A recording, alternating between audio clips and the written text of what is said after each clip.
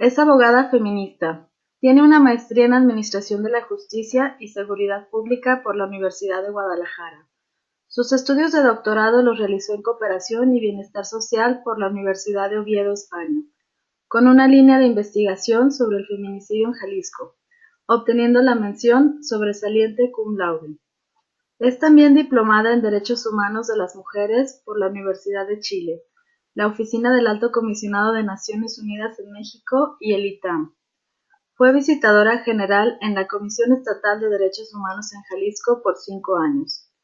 Es profesora investigadora de tiempo completo, titular B, con perfil ProPEM en la Universidad de Guadalajara, en el Centro Universitario de la Ciénega. Es investigadora del Sistema Nacional de Investigadores Nivel 1.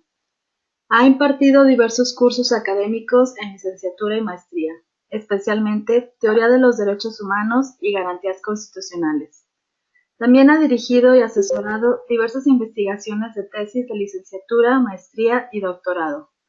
Ha escrito y publicado diversos artículos sobre derechos humanos de las mujeres y violencia de género. Ha participado tanto en eventos a nivel nacional e internacional, y desde el 2003 forma parte del Comité de América Latina y el Caribe, en donde trabaja a favor de la defensa de los derechos de la mujer. Doctora, bienvenida y muchas gracias por su participación. No, al contrario, es un gusto y muchas gracias por la invitación. Doctora, sabemos que, por ejemplo, en los Objetivos del Milenio se había incluido lo que es la cuestión de género, y a pesar de que ha habido avances en esta cuestión, Naciones Unidas sigue promoviendo esto, ya que las mujeres y las niñas siguen sufriendo la discriminación y la violencia en todos los lugares del mundo. Es por eso que se ha incluido la igualdad de género en el ODS 5. En su experiencia, doctora, ¿qué nos podría decir del por qué es importante continuar con esta cuestión de la igualdad de género para así poder alcanzar la Agenda 2030?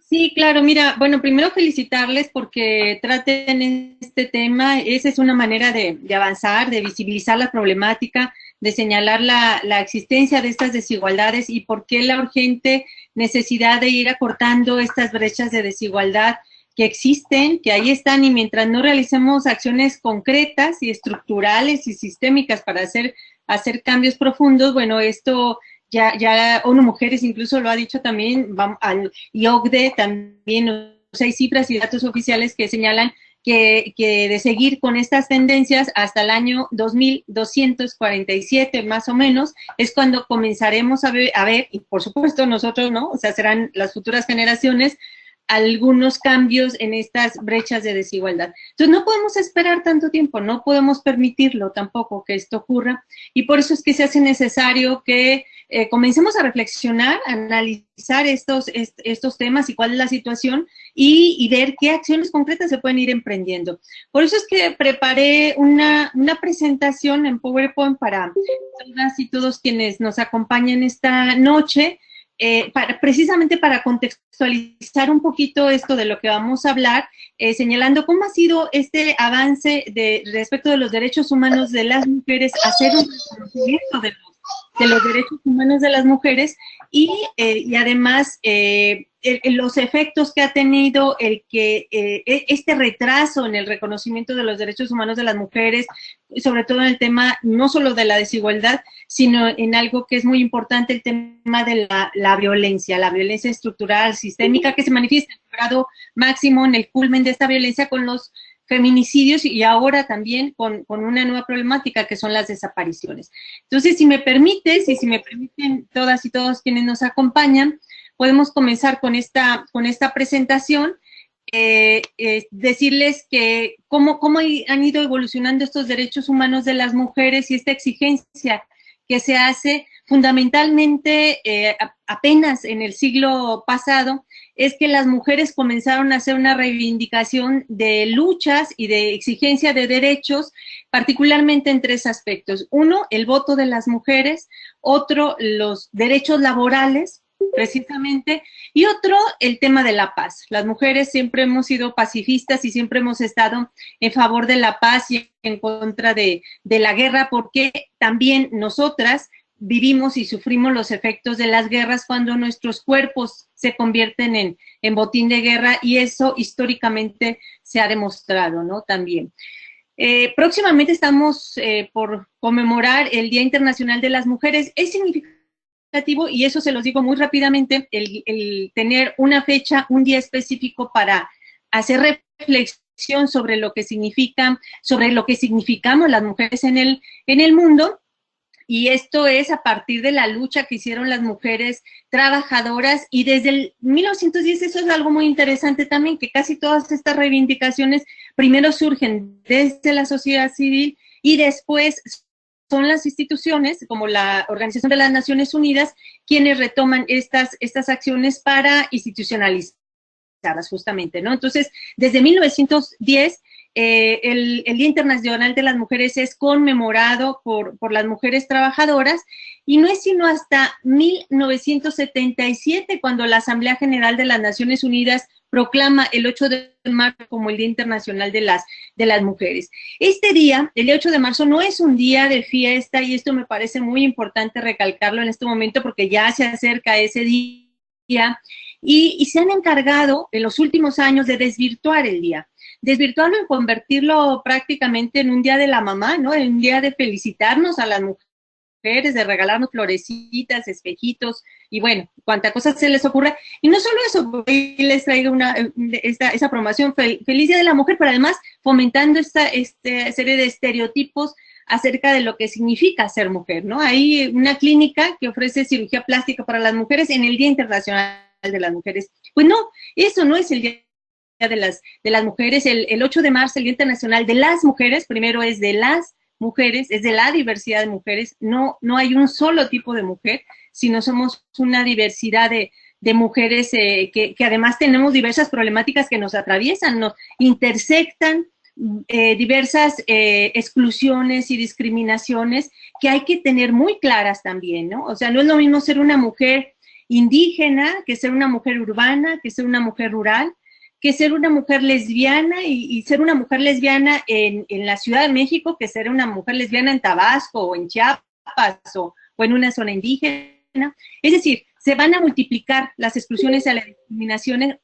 también dependiendo de estas condiciones en las que nos atraviesan como mujeres.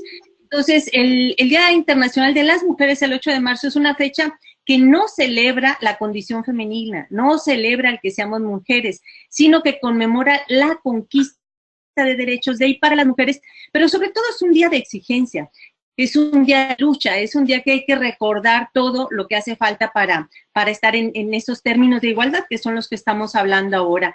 Queremos, por supuesto, caminar libres en las calles, sin miedo, sentirnos libres, no valientes, ¿no? O sea, no se necesita ser valiente para salir a la calle y no tener miedo a que te asalten, te roben, te maten, te desaparezcan. Y esto, las mujeres vivimos, además, cuando llegamos al espacio público, sufrimos también ese tipo de afrentas. Queremos decidir también sobre nuestra sexualidad, trabajar y que ser madres no sea incompatible. Queremos, por supuesto, vivir una vida de violencia, etcétera. Esas son exigencias que hacemos. Pero ¿a qué nos enfrentamos? ¿A qué nos enfrentamos cuando, por una parte, queremos una serie de cosas, vemos una serie de situaciones de desigualdad en la que vivimos, pero por otra, estamos en un ambiente social que por todos lados nos llegan señales y mensajes de valoración y de minusvalía de la condición de ser mujer. Esta imagen que les traigo de qué somos mujeres y qué queremos, no sabemos, somos mujeres, fue parte de una campaña de una radiodifusora local en Jalisco, en donde todos los mensajes eran más o menos así, en ese estilo de misóginos y de machistas, ¿no? Difundiendo esta percepción que se reproduce a través de las canciones, de los chistes, de esta cultura que se promueve en todo, en lo social, en lo económico, cuando existen esas desigualdades, en lo político, en lo jurídico, etcétera, pero sobre todo en lo cultural, que ahí me quiero detener un poco, porque nos bombardean por todos lados con ese tipo de mensajes que luego terminamos creyendo las mujeres en esta minusvalía y los hombres terminan creyendo que ellos tienen estas posibilidades de decidir sobre la vida y sobre el cuerpo de las mujeres. Pues la serie de comerciales, de anuncios, de chistes, estos chistes más machistas, misóginos, retrógrados, que nos reímos todavía de ellos, ¿no? Aquí es cuando comenzamos a tener un papel importante, cuando paramos de tajo cualquier comentario machista, cualquier chiste machista, misógino, lesbofóbico, homofóbico y demás, porque eso no es un chiste. O sea, tenemos que parar el alto y no permitir que siga siendo parte de una cultura que se promueva a partir de la exclusión, de la discriminación, del racismo, etcétera.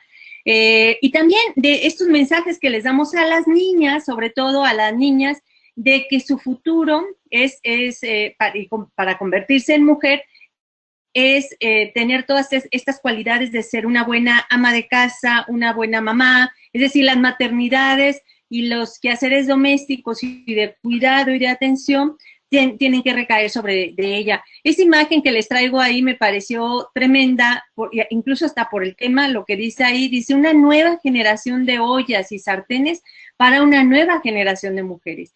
Es terrible, ¿no? Que a estas niñas ya les encasillen en esta visión de lo que es ser mujer, ¿no? Y tenemos que ir desestructurando todo esto, todos estos etiquetas que le vamos poniendo a las mujeres y que ahí en esas etiquetas vamos sembrando también semillas de violencia, por supuesto. Y la violencia que vivimos las mujeres, y aquí me parece muy importante señalarlo, es estructural y es sistémica, ¿sí? ¿Eso qué quiere decir? Que hay toda una estructura y todo un sistema que promueve, permite, genera violencia contra las mujeres, ¿no? Y eso lo podemos ver a nuestro alrededor. En promedio, en las estadísticas más recientes de la Secretaría del Trabajo y Previsión Social, se evidencia que el salario promedio de una mujer es de 4,500 pesos y el de un hombre alcanza 6,300 pesos. Es decir, la distancia es de 1,800 pesos. Los hombres terminan ganando más a trabajo igual y desempeño igual. Esto sigue perdurando. Por lo tanto, estas carreras que emprendemos a la par, hombres y mujeres, pues para nosotras siempre van a estar llenas de obstáculos, mientras que para los varones no existe eso, porque en realidad este mundo, esta sociedad, se pensó, se creó para ellos, para los varones. Hay un libro muy interesante que yo les recomiendo siempre que lean a mis alumnas y alumnos cuando hablamos de la creación y la constitución del Estado moderno, que es el de Emilio, de Juan Jacobo Rousseau. En este libro, él señala que la misión y el objetivo de este hombre moderno, que es Emilio, es hacerse cargo del ejercicio público, pero para que lo pueda desempeñar bien, para que lo haga bien, necesita que en casa todo esté ordenado, que esté su comida lista, que esté su ropa planchadita, que esté la casa limpia, que esté todo en orden. Y para eso necesita a Sofía. Es decir, a los hombres se les confirió, se les dio la posibilidad del espacio público, del ejercicio de ese espacio público, y a las mujeres se nos confirió al espacio privado, al espacio doméstico. Y por eso cuesta tanto trabajo cuando llegamos al espacio público, y por eso es que vivimos también tantas violencias en el espacio público. Cuando hablo del espacio público, no solamente hablo de la calle, que ya de por sí al llegar a la calle vivimos acoso y vivimos violencia. Una de las mayores violencias es la violencia comunitaria, que ahora la registra también el INEGI y señala cuántas violencias vivimos las mujeres diario, en lo cotidiano, al llegar a la calle, en el transporte público, etcétera. Pero también las otras violencias que vivimos cuando decidimos estudiar, cuando decidimos ejercer aquella profesión que estudiamos, cuando decidimos incluso luchar por un puesto mejor, por el puesto más alto, por el ejercicio de dirección, etcétera, vamos a recibir incontables obstáculos que por supuesto los varones no los van a tener en ese sentido. Por eso fue necesario, y aquí les hago un recuento muy breve, me parece muy importante hacerlo porque justamente nos hace ver cómo es que hace tan poquito tiempo, es que se comenzó a visibilizar estas problemáticas y hablar de los derechos humanos de las mujeres, ¿sí? la Declaración Universal de los Derechos Humanos es tan amplia, y está promulgada desde el 48, que habla en términos genéricos, sin hacer una diferenciación entre hombres y mujeres, cuando en realidad las que hemos vivido, no solamente las mujeres, sino otros grupos que viven también exclusión y discriminación, y que ha sido necesario hablar ahora de derechos humanos específicos para hacer un reconocimiento y una reivindicación de esos derechos, ¿no? Entonces, en el caso de México fue a partir del el año 1975, es decir, hace tan poquitos años, que se inaugura la década de la mujer. Y esto fue a propósito de que en México se realizó esta conferencia internacional de la mujer en México y se hacen modificaciones importantes a la norma constitucional. Fue en ese año, en el año 1975-76, cuando se reforma el artículo 4 constitucional, y en donde se establece ahí por normativa que los hombres y las mujeres son iguales ante la ley. Entonces, eso quiere decir que desde 1975, por lo menos normativamente y por lo menos constitucionalmente, ya se habla de una igualdad, pero eso no ha sido suficiente. O sea, está en la norma, está en la Constitución, pero no, esto no es real, no hay una igualdad sustantiva, ¿no? Se declaró por Naciones Unidas el diseño del 76 al 85 como el diseño de Naciones Unidas para la mujer, la igualdad, el desarrollo y la paz. Se pretendía que durante esos 10 años se establecieran y se emprendieran una serie de acciones para alcanzar en esos términos igualdad, desarrollo y paz entre mujeres y entre hombres. Desafortunadamente, muchas de esas acciones quedaron solamente en la norma, en las leyes, en las legislaciones, cuando bien nos fue, eso fue los avances normativos, pero las realidades fueron siendo totalmente diferentes, ¿no? Uno de los instrumentos internacionales que puede contener una serie de derechos importantes para las mujeres, y que es el primero que así se promulga como tal, es la Convención para la Eliminación de todas las formas de discriminación contra las mujeres, desde 1981, también hace muy poquito tiempo, 1981. Pero fíjense cómo en esa época, estamos hablando de los 80s, todavía no se visibilizaba la violencia contra las mujeres como un problema de violación a sus derechos humanos. Tan fue así que esta convención, la Convención para la Eliminación de todas las formas de discriminación contra las mujeres, no contempló en ningún apartado nada, absolutamente nada que hablara de violencia contra las mujeres. Esto lo hizo algunos años después, 10 años después más o menos, en el 92, con una recomendación específica, la recomendación número 19 sobre la violencia contra las mujeres, en donde señala que la violencia contra las mujeres existe, es real, refleja la perpetua subordinación de las mujeres y solicita además que los estados eliminen la violencia contra las mujeres en todas las esferas. Otra fecha importante, otro momento importante, y yo creo que este es el parteaguas en el tema de los derechos humanos de las mujeres, es 1993, la Conferencia Mundial sobre Derechos Humanos en Viena, porque por primera vez, y fíjese hace qué tan poquito tiempo, yo hago mucho énfasis en eso porque es hace tan poquito tiempo, 1993, cuando se reconoce que históricamente que la violencia contra las mujeres y las niñas constituye una grave violación a los derechos humanos. O sea, por primera vez se reconocen los derechos de las mujeres como derechos humanos, y por primera vez también se reconoce que la violencia contra las mujeres, la violencia que viven las mujeres, es una violación grave a sus derechos humanos, ¿sí? También en 1993 la Asamblea General de las Naciones Unidas aprueba la Declaración de la Eliminación de la Violencia contra las Mujeres. En esta declaración señala que la violencia contra las mujeres es un problema de derechos humanos, pero además nos habla de la diversidad de violencias, ¿no? La violencia física, sexual, psicológica, y algo muy importante, esto es fundamental, reconoce la violencia perpetrada y tolerada por el Estado. Es decir, antes de esa época no había un reconocimiento explícito de que el Estado tenía responsabilidad de la violencia que vivimos las mujeres, ¿sí? Hasta ese momento se consideraba que la violencia que vivíamos incluso era un asunto de la vida personal y de la vida íntima de cada una de las mujeres. Incluso hasta era un problema hasta de mala elección, ¿no? Elegiste mal a tu pareja, es tu cruz la que te queda guardar y cargar por el resto de tu vida, etcétera. Y en esto contribuíamos todos socialmente con esta imagen y con esta idea. Por eso es que el 93 en esta Convención de Derechos Humanos en Viena es un parteaguas, ¿no? Porque se hace este reconocimiento y por primera vez se reconoce la responsabilidad del Estado.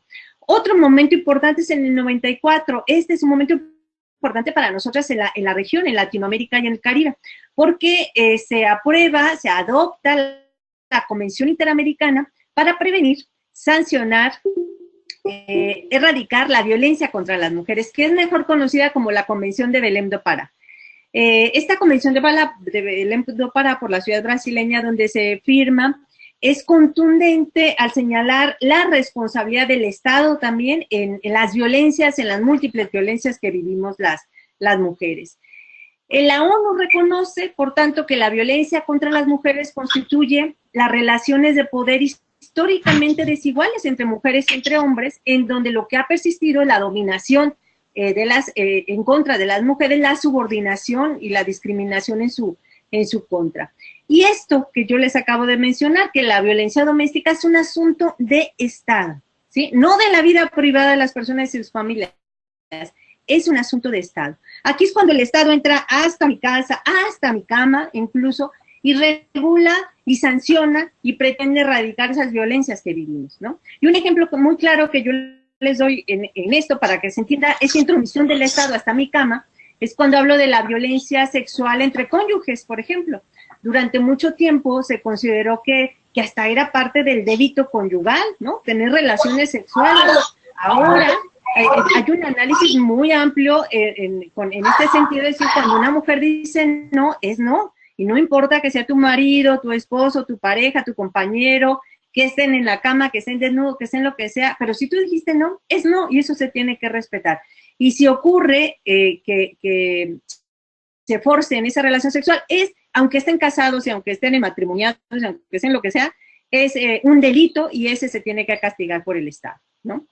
Estos compromisos internacionales, en el caso de América Latina, tenemos varios sistemas a cuáles acudir incluso y a cuáles arroparnos en términos de derechos humanos. El sistema de Naciones Unidas con este paraguas mucho más amplio, la CEDAW, que yo les hablaba hace un momentito, que es parte de ese sistema, se emite en el sistema, y el Sistema Interamericano de Derechos Humanos, de donde emana la Convención de Belém do Pará, y con dos instancias fundamentales para la exigencia de nuestros derechos ahí, la Comisión Interamericana y la Corte Interamericana. ¿Pero qué significa? La CEDAW nos dice qué significa ser mujer como categoría política. ¿Qué significa ser mujer?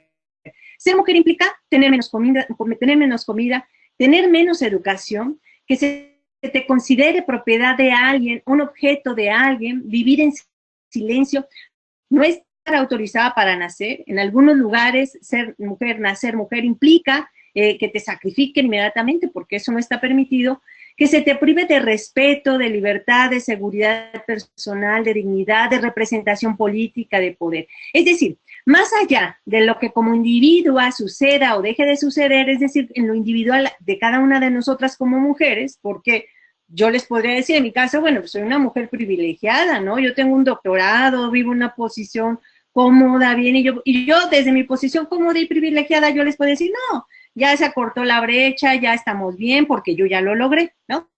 No, más allá que como individuas podamos lograr estos privilegios, se convierten en privilegios cuando la mayoría de las mujeres siguen sin acceder a estas posibilidades de igualdad que tendríamos que estar todas las mujeres, ¿no? ¿Y cuáles son algunos datos duros que les traigo para encontrar y entender esta situación en la que vivimos? Próximamente también se van a dar a conocer los premios Nobel de la ciencia. Esto yo siempre lo traigo a colación, porque también siempre nos hicieron creer que como nuestro espacio natural era el privado, era el doméstico, era el de casa, era el de hacer la comida y el de cuidar y atender a los niños, en realidad nosotras no tendríamos capacidad científica para crear, para hacer, para inventar y para hacer tantas cosas. Y eso no es cierto. las exclusiones en las que hemos vivido nos han discriminado y no nos han permitido que se nos reconozca plenamente también en esos ámbitos. En relación con las mujeres en la ciencia, en el año pasado, por ejemplo, ninguna mujer fue galardonada con el Premio Nobel de Ciencia, ni una sola. Desde 1901, los Nobel han premiado a 581 hombres y solo 18 mujeres.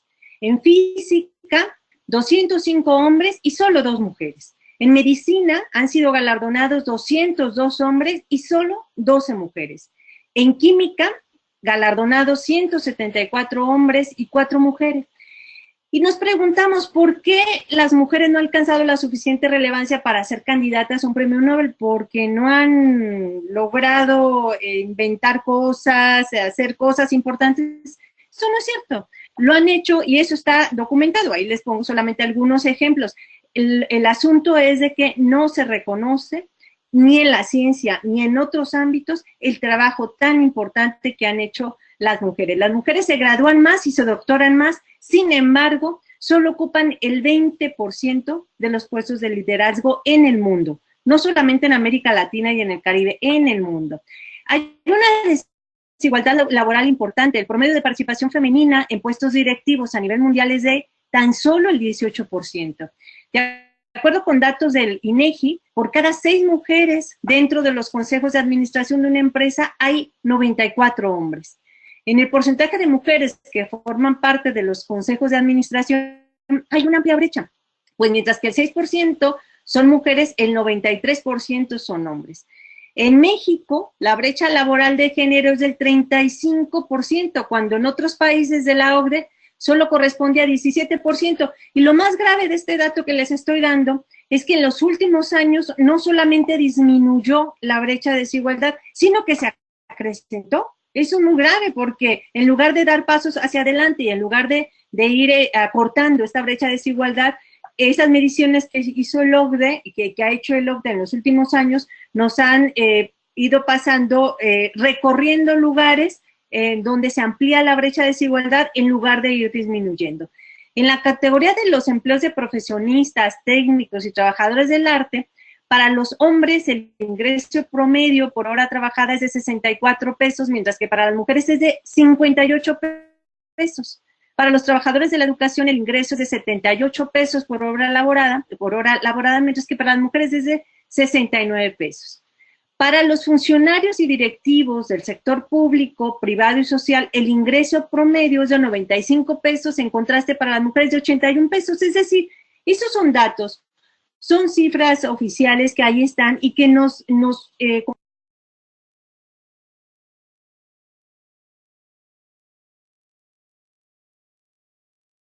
reactivado. Allá se reactivó porque no sé por qué se había silenciado. Unmuted. Bueno, ¿y qué significa entonces empoderarnos? ¿No? ¿Qué significa? Bueno, a mí particularmente la palabra empoderar no me late mucho porque no es, se ha utilizado más en los términos empresariales, en esos ámbitos empresariales de asumir, de apropiarse del poder y asumirlo, pero yo creo que va más allá de este, como si fuera un proceso hasta personal, ¿no? De autoconciencia, cuando sabemos que no es así. O sea, no se trata como un tema de autoayuda, ¿no? De que tú date cuenta, tú mujer poderosa, valerosa, lo puedes hacer, lo puedes lograr, y ahora eres poderosa y ahora lo vas a hacer. No, no se trata solo de eso. Si fuera por eso, bueno, nos dedicamos a dar charlas motivacionales por todo el mundo para motivar a las mujeres a que se desarrollaran, a que crecieran y a que estuvieran mejor.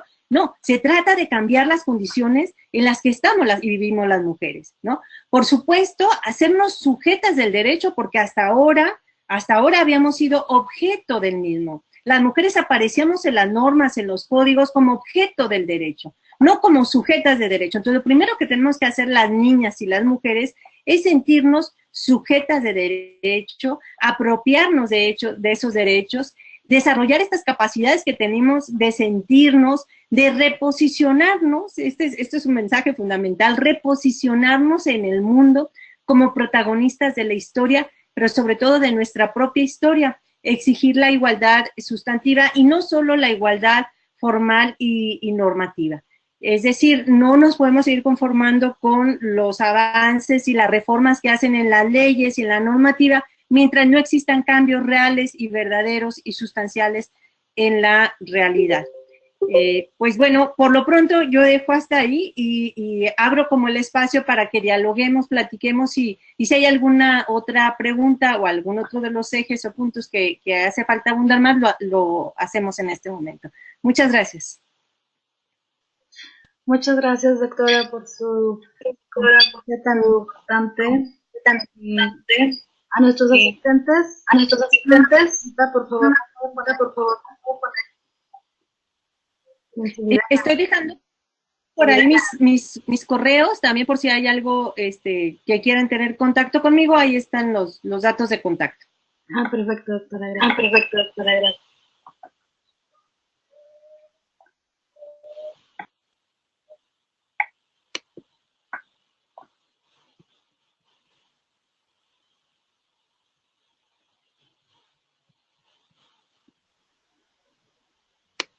Bueno, sí, de momento, me gustaría, por ejemplo, en el caso en el que usted, como ya vivimos en una cultura en México, en donde el feminicidio, Naciones Unidas colocaba a México el año pasado como uno de los principales países de América Latina que se da esta situación. Entonces, en una cultura en una sociedad tan tradicional, ¿qué acciones concretas considera usted que podríamos hacer para empoderar a las mujeres? Vamos a ver para ir cerrando. Sí, bueno, por ahí comentan que no se entendió mucho la pregunta, que se escuchaba mal. Espero que yo sí me escuche bien, si no me dicen para ver si hacemos algún ajuste acá con el micrófono. Claro, tú lo acabas de decir muy bien, vivimos en una cultura machista, misógina, heteropatriarcal que ha permeado en todos los ámbitos. Entonces yo creo que le tenemos que apostar por una parte a la educación, esa es fundamental. La educación es fundamental en los cambios y las transformaciones que queremos hacer, porque tenemos que buscar y exigir que la educación que reciben las niñas y los niños en todos los ámbitos, tanto en la escuela como en la casa, sea una educación no sexista, una educación no discriminatoria, ¿no? Y enseñar sobre todo otro tipo de valores y de relacionamiento entre niñas y niños. Tradicionalmente e históricamente, en las escuelas, por ejemplo, el espacio público, que era el patio escolar y demás, era el ocupado por los niños, ¿no? Las niñas de pronto estaban en los rincones buscando un espacio donde no les fueran a dar el balonazo, ¿no? El pelotazo con aquellos niños que se apropiaban de toda la cancha y podían jugar. Y esto se veía como normal, como natural, porque los niños jugaban así, porque las niñas son más modositas y jugaban más escondiditas con sus trastecitos y ya. En realidad no es eso, en realidad son los roles que se promueven y que se promovían desde la escuela, desde la casa, para esas niñas y para esos niños.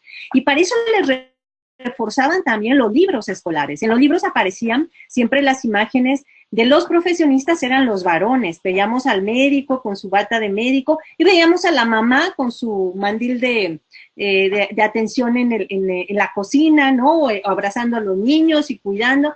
Y hasta las cancioncitas esas todavía se las enseñan en las guarderías y en los kinder y en estas etapas de educación inicial. Hay una cancioncita que dice, por esta ventanita veo a mi mamita que lava, que plancha, que barre, que todo. Y eso lo repiten los niñitos de su mamita que la ven y la vislumbran en casa haciendo todos esos quehaceres y al papá trabajando. Esas son las cosas que tenemos que cambiar. Tenemos que ir desestructurando esto que nos han enseñado, estos roles que se han asignado a niñas y a niños, estas formas de ser niña, de ser niño, y esas masculinidades de lo que se le ha enseñado a los niños y a los varones, que significa ser hombre, ¿no? Y que significa ser hombre con el ejercicio de la violencia también. Entonces tenemos que transformar esos roles que históricamente se han designado por otros igualitarios y por otros que sean incluyentes y no discriminatorios. Eso por una parte. Y además por la otra, con todo el tema de la violencia, sí tenemos que hacer cambios socioculturales muy importantes, por supuesto, en todo lo que nos rodea, en la música, en las canciones, en las telenovelas, en los comerciales, es decir, todo aquello que nos bombardea a diario con estos mensajes de devalorización de las niñas y de las mujeres y de sobrevaloración de lo masculino, incluso hasta con expresiones del qué padre, ¿no? El qué padre es lo máximo y el valió madre es porque no sirvió de nada, y esas expresiones que las reproducimos como si nada, como en nuestro cotidiano, y no nos damos cuenta que también ahí, con la palabra y con el lenguaje, hacemos reproducción de la violencia. Y este tema del feminicidio que tú mencionabas también, ese es el culmen de la violencia, pero en realidad las mujeres y las niñas vivimos un continuum de violencia que se materializa y que ve como su máxima expresión en el feminicidio y ahora en las desapariciones también. Pero en realidad hay una constante de violencia que vivimos en lo cotidiano con todo eso que te digo que nos rodea y que va desde el acoso sexual en la calle, en aquello que se pretende parecer como parte de la cultura del mexicano, ¿no? Que es piropeador y que no, eso es acoso y hay que decir las cosas por su nombre y hay que ir desnaturalizando la violencia. Es decir, la violencia no es normal, la violencia no es natural y tenemos que desmitificarla también.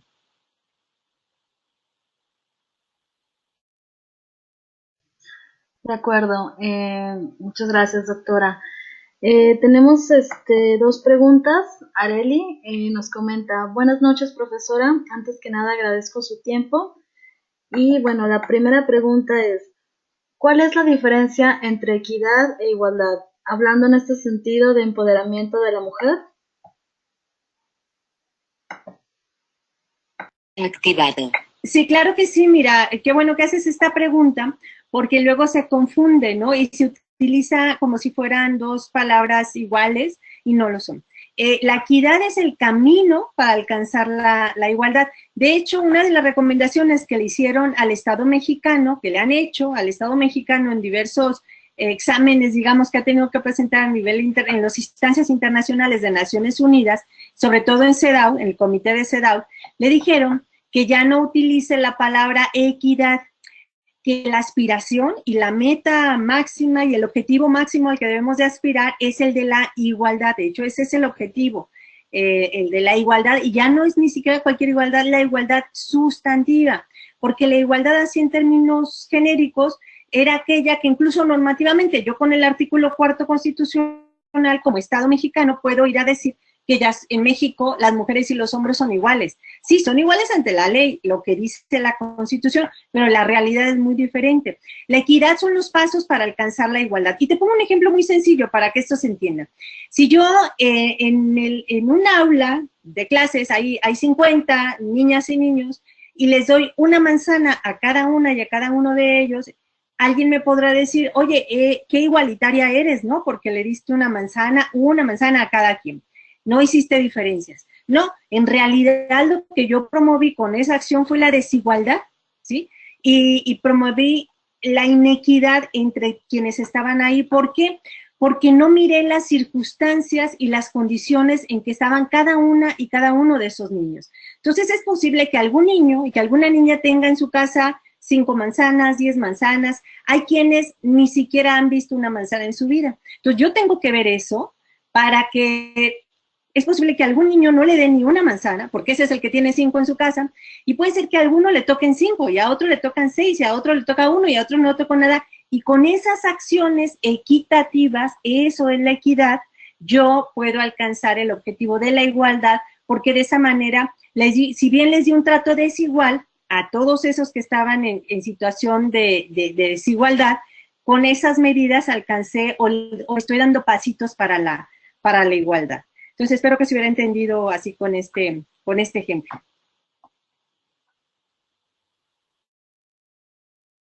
De acuerdo, muchas gracias, doctora. Doctora, ¿podría, por favor, compartir mi cámara web? Ahí en su panel le aparece un botoncito naranja, por favor. Listo. Entonces, Adeli, no, ya no me escribió otra pregunta. Pero Francisco Palavincini tiene otra pregunta. Nos comenta, en la universidad empezamos en marzo en mi secretaría con 2 cursos, Empoderamiento de la Mujer y Nuevas Paternidades. Y cerramos con un tercer curso, Taller hacia el lenguaje incluyente en la universidad.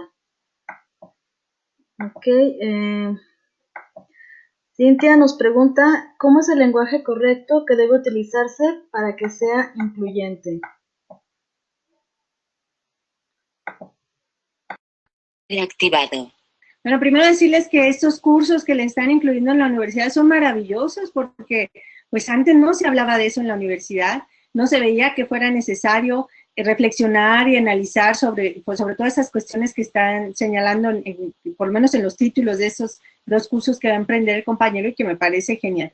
En relación al lenguaje, mira, el lenguaje ha tenido una función fundamental para la exclusión y la discriminación, porque el lenguaje se construyó desde lo masculino, como casi todo. Socialmente se construyó con la visión masculina desde los hombres y para los hombres. Por lo tanto, el lenguaje es masculino, es androcentrista. Y nos dijeron a las mujeres que nosotras estábamos incluidas en ese lenguaje masculino, ¿no? Cuando hablaban de todos, en realidad estaban hablando de nosotras también. Eso no es cierto. Tan no es cierto que incluso fue necesario o ha sido necesario reivindicar derechos, porque aunque estaban en el genérico masculino, eran claramente derechos que solamente le correspondían a los hombres. Uno de esos era el derecho al voto, por ejemplo. ¿Por qué nosotras no teníamos acceso al voto? Si era en términos genéricos, el masculino, no, porque claramente solamente los hombres podían votar y podían ser ciudadanos, ¿no? Entonces, solamente para lo que convenía, sí estábamos incluidas en el lenguaje, y para lo que no, no era así, era un término en términos de conveniencia. Por eso es que se hace tan importante y tan necesario que utilicemos un lenguaje no sexista. Y cuando hablo de un lenguaje no sexista es que hablo de un lenguaje incluyente, un lenguaje que visibilice a las mujeres, porque lo que no se nombra no existe. Entonces hay que nombrar a las mujeres en todos los términos, ¿no? Nombrarnos, aunque se escuche más largo, nombrar a las mujeres y nombrar a los hombres, a las y los cuando sea necesario, a las niñas y a los niños cuando sea necesario. Las niñas no están incluidos en el genérico niños, son niñas y tienen condiciones y situaciones y necesidades diferentes a las que pueden tener los niños también, igual las mujeres y los hombres.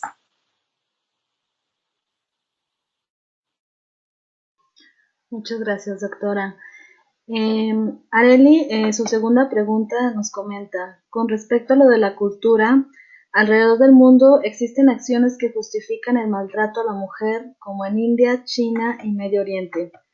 ¿Cómo es que podemos lidiar o combatir esto con estos 2 escenarios en el mundo? Activado. Sí, mira, muy interesante esto que mencionas, porque casi siempre creemos que solamente en esos países tercermundistas o con otro tipo de religiones o de condiciones en que se excluye a las mujeres, y que hay condiciones incluso para la exclusión y para el asesinato incluso sistémico de las mujeres. Y eso es terrible, o sea, es real, es cierto.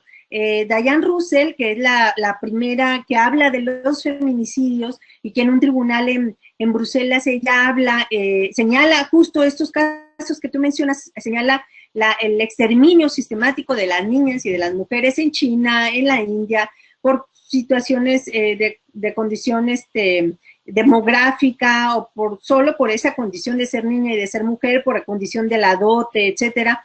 Y señala y llama la atención de que esos casos son feminicidios.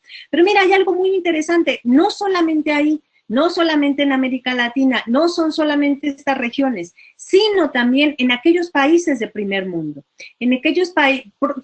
De hecho, la próxima semana voy a estar en un diálogo así como el que estoy ahora con ustedes, en un diálogo que se va a desarrollar en Bélgica, y en donde se va a hablar del feminicidio en Bélgica. Es decir, y se va a hablar del feminicidio no solamente en Bélgica, sino en Europa y en el primer mundo, o quienes se hacen llamar de primer mundo.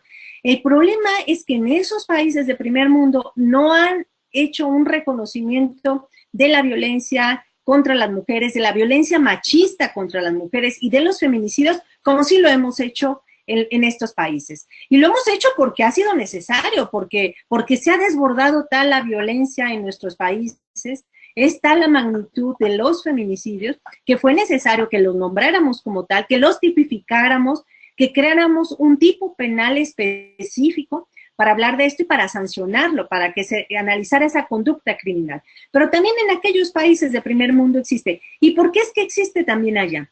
Porque hablamos de violencia machista y el machismo existe en todo el mundo. Yo hice una investigación sobre los feminicidios en Jalisco y uno de los análisis centrales que yo realicé en esta investigación fue el tema de la pobreza, ver de qué manera la marginalidad y la pobreza era un marcador que fuera contundente o significativo para los feminicidios. Y no fue así. No podía ser que generara condiciones favorables para el feminicidio, vivir en condiciones de pobreza, de marginalidad, de exclusión, pero no fue una condición concluyente porque los casos de feminicidio ocurren en todas partes, en todos los lugares y en todas las condiciones. Es decir, pueden tener una condición social, económica, alta, media, baja, como fuera, y de todas maneras la mataron. Porque estamos hablando de violencia machista, de violencia misógina, y que eso tiene que ver con esto que les han hecho creer a los varones que significa ser hombre y que lo que significa apropiarse, apoderarse del cuerpo y de la vida de las mujeres.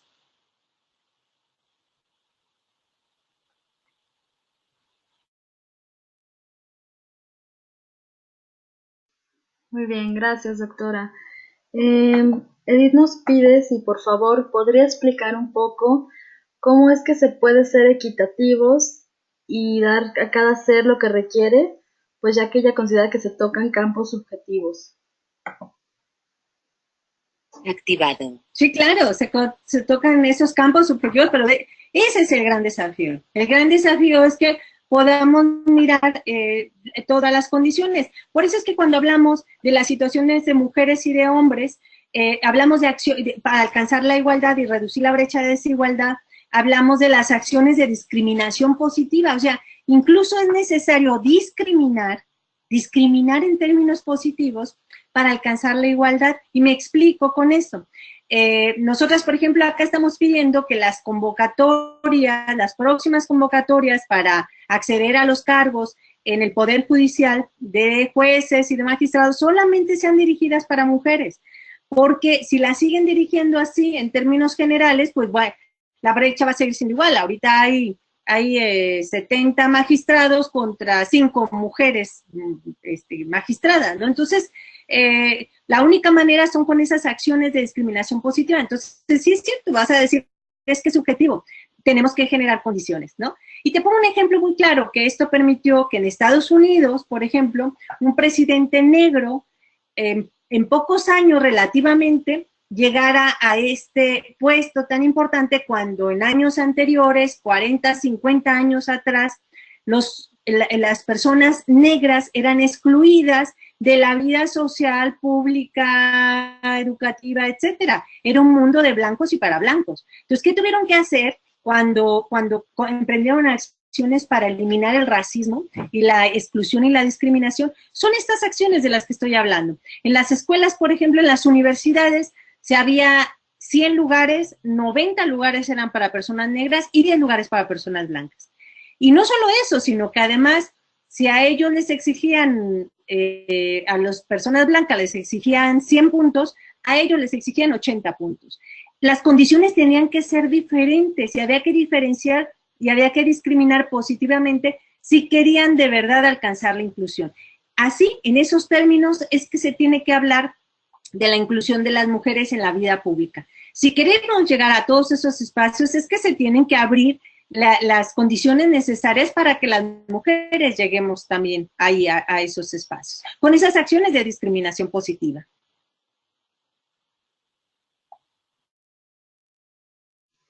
De acuerdo, muchas gracias, doctora. Tenemos más preguntas. Frida nos comenta, buenas noches, mi pregunta es, ¿qué estrategias pueden ser las idóneas para trabajar el empoderamiento femenino con adolescentes dentro y fuera del aula? Reactivar. Sí, yo veo siempre que hay como dos ámbitos de acción, ¿no? Para no confundirlos y no quedarnos solamente como en la parte individual, que es ahí donde yo digo, este tema del empoderamiento pareciera como si fuera un asunto de autoayuda, ¿no? Y de decirles a las mujeres que pueden y que lo van a lograr, o a las niñas y que lo van a lograr. No, sino hay como dos líneas de acción. Una es la que le corresponde al Estado, y es generar todas las políticas públicas necesarias a corto, a mediano y a largo plazo para reducir las brechas de desigualdad y para cortar esas diferencias que existen salariales, laborales, en los espacios de decisión, de ejercicio de poder, etcétera. Y el otro es lo dice muy bien, en el ámbito escolar o en la casa también, de qué podemos ir haciendo para empoderar a esas niñas, para hacerlas sentir lo valiosas que son y lo importante que son el trabajo que realizan. Y por eso es que ahora se han cambiado desde las currículas escolares, ahora que hablaban de la universidad, de que hay esas nuevas materias, también desde el nivel básico. Ahora se cambió hasta las imágenes que se promovían ahí en esos textos escolares, pero también la manera en que las profesoras y los profesores se relacionan con las niñas y con los niños, ¿no? Dándoles acciones y actividades que antes, en una época, se consideraban como propias para niñas y para niños, y ahora es necesario desestructurar estas imágenes que teníamos sobre lo que es ser niña, lo que es ser niño, y dando oportunidad de que las niñas se puedan desempeñar en todos los ámbitos, en el ámbito escolar, por supuesto. Si les encantan las matemáticas, fomentarles las matemáticas, fomentarles el ejercicio de la ciencia, las actividades de la ciencia y demás, y las actividades deportivas igual que a los niños, ¿no? Y en casa, que eso es algo muy importante también, cuando damos mensajes de que la niña es la que le tiene que servir al hermanito y atender al hermanito y damos mensajes equivocados y estamos sembrando ahí semillitas de violencia, a veces sin darnos cuenta de que le estamos dando un mensaje a la niña de que ella está ahí para servir al hermano y de que él tiene o va a tener a alguien que le atiende y que le sirva. Entonces, hacer transformación de roles, de condiciones en las que estamos cotidianamente en todos esos ámbitos, es importante que comencemos a transformarlos.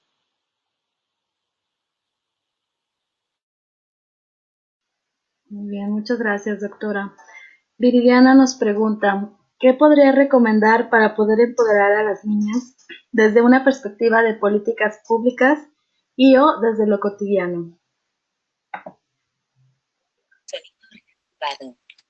Voy a conectar este aparatito antes de que se me...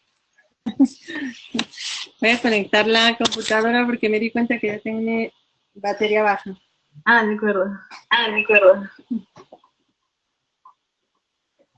Ya está, para que no vaya, ya está cargando, para que no se vaya a desconectar. Sí, bueno, fundamentalmente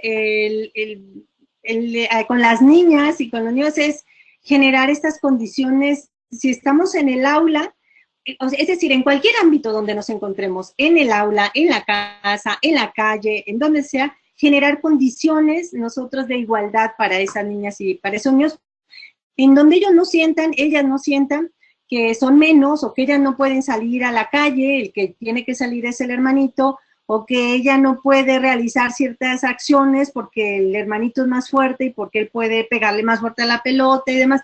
Es decir, debemos de ver y caer en cuenta en qué momento nosotras y nosotros mismos discriminamos a nuestros propios hijos e hijas con aquellas acciones que en lo cotidiano les estamos promoviendo, ¿no?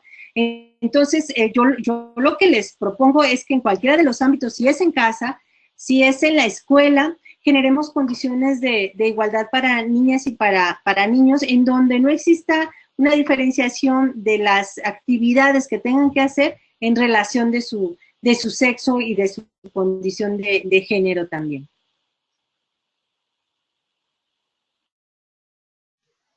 Muchas gracias, doctora.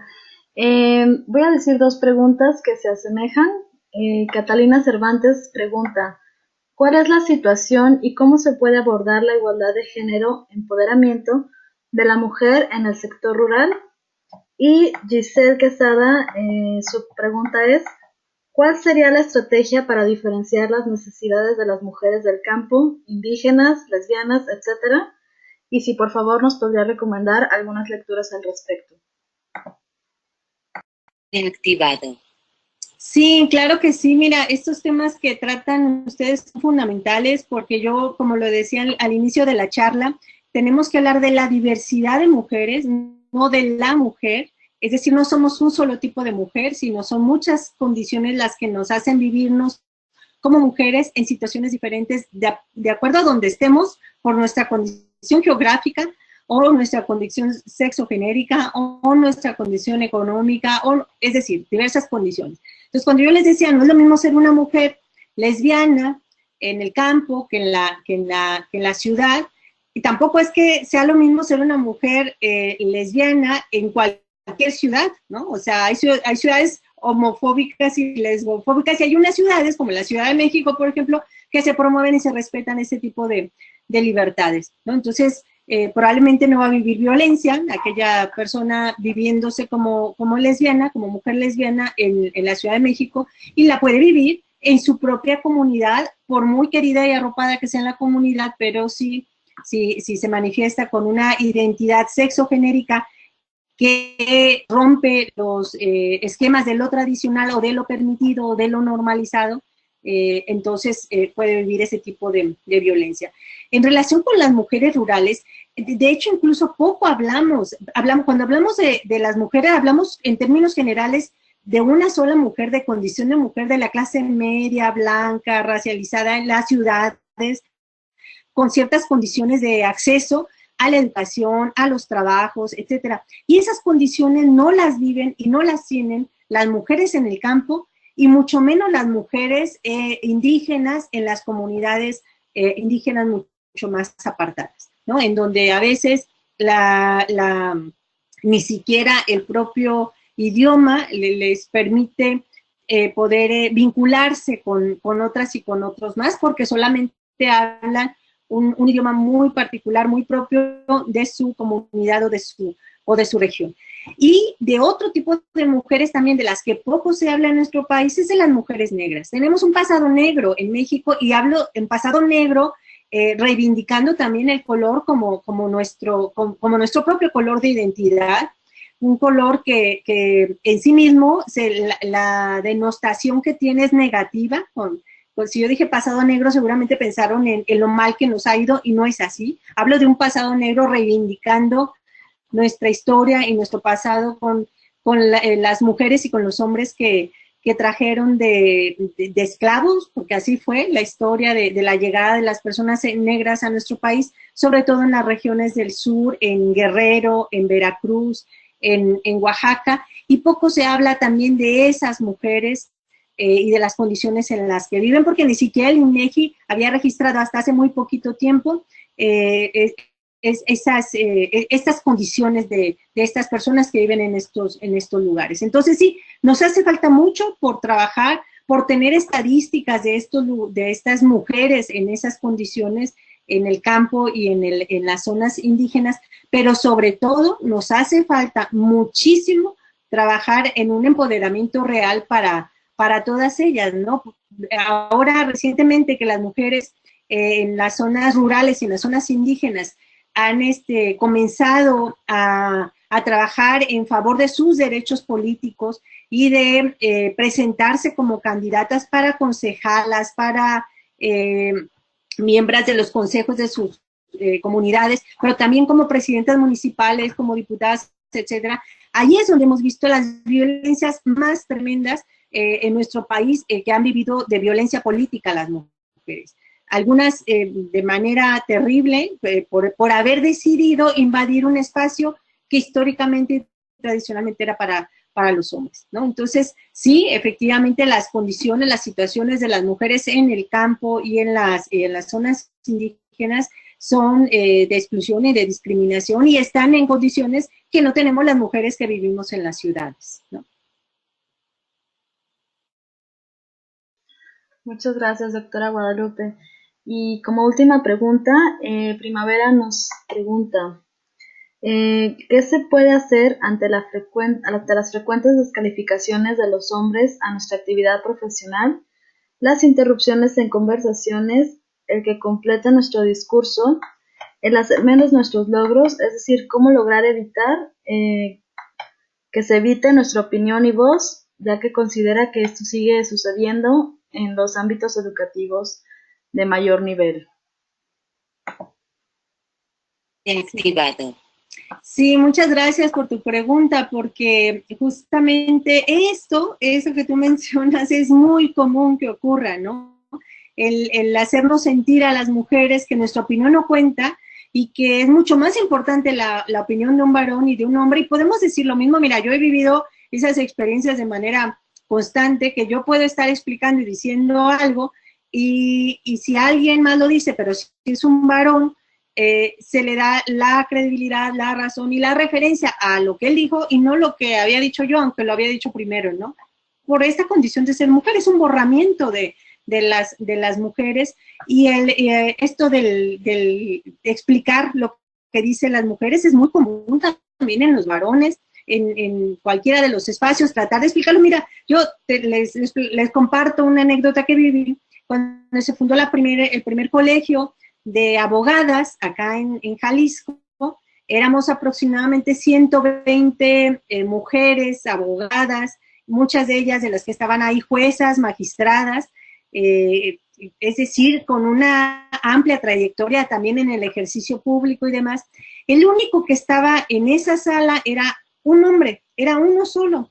Es el que facilitó el espacio, un auditorio que nos prestó. Él era funcionario del Ayuntamiento de Guadalajara y facilitó el espacio, fue lo único que hizo. Pero se quedó ahí. Y de pronto, en algún momento, él comenzó a dirigir la sesión. Y en algún momento también hizo un comentario despectivo diciendo, pobrecita, no se preocupen, van a aprender, poco a poco van a aprender cómo se hace esto.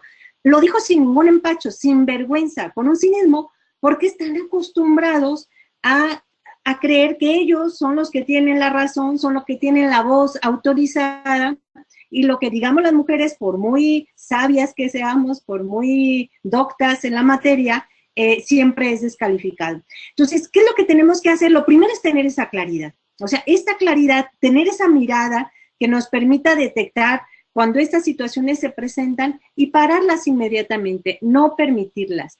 Esto, yo la invitación que les hago, porque ya casi estamos terminando nuestra sesión, es no permitir ningún tipo de violencia, cualquiera que sea y en cualquier situación que se viva, ¿no? Violencia, y que puede partir desde un chiste, o sea, no permitamos los chistes machistas, misóginos, lesbofóbicos, homofóbicos, no el chiste, ninguna canción, no repitamos, no cantemos, no reproduzcamos esas canciones que reproducen violencia, que reproducen racismo, que reproducen machismo, etcétera.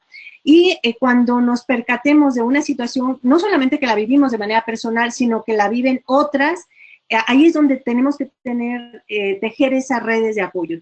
Y a esas niñas y a esas mujeres debemos darles estos soportes entre todas y entre todos, porque no es una labor que nos corresponda solo a las mujeres, sino a todas y todos como sociedad, para irnos encaminando hacia una sociedad justa, una sociedad mejor, una sociedad mucho más igualitaria.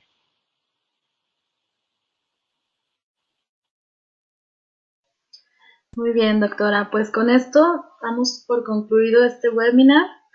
My World México agradece su ilustrativa participación, la cual sin duda ha sido útil para todos nosotros. A todos nuestros participantes que asistieron, muchas gracias. Esperamos contar con su presencia para próximos webinars que estaremos publicando en redes sociales, así como el enlace para que puedan ver de nuevo este video. Y bueno, de nuestra parte sería todo. Muchas gracias y buenas noches. Espera. ¿Qué pasó? Video reactivado. ¿Qué pasó? Sí, muchísimas gracias. Hola, esperen. Sí. También tenemos bueno, acaba de salir una convocatoria, y disculpen por la interrupción, pero es importante decirlo. Tenemos la convocatoria ahorita de la campaña por parte de ONU Mujeres, en la que estamos colaborando. para que también todos, bueno, a todos los invitamos a participar, que chequen de lo que trata, y que participen también para dar esta visibilidad a los temas que esta noche planteamos y planteó la doctora. Ese era mi anuncio.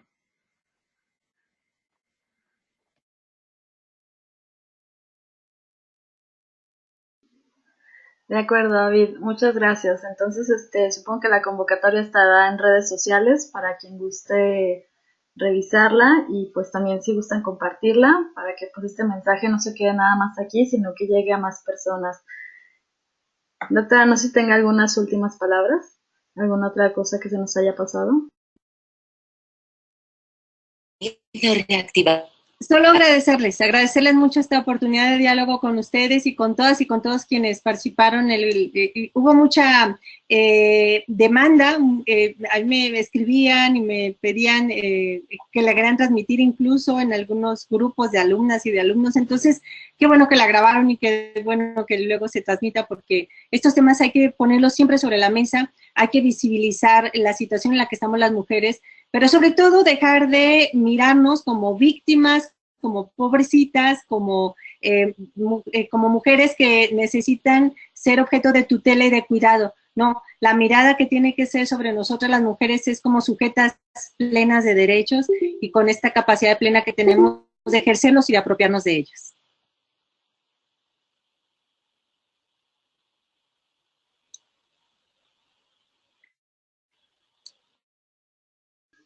Muy bien, doctora, muchas gracias. Por ahí nos comentan que hay que hacer otro webinar con usted. Pues si usted nos abre el espacio, nosotros con mucho gusto podemos realizar los webinars aquí. Reactivado. Con mucho gusto, claro que sí, con mucho gusto. Bueno, pues por nuestra parte sería todo. De nuevo, muchas gracias a todos nuestros asistentes. Y en redes sociales estaremos compartiendo el enlace para todos aquellos que no pudieron estar el día de hoy presentes, pues no se pierdan este mensaje tan importante. Muchas gracias a todos y buenas noches.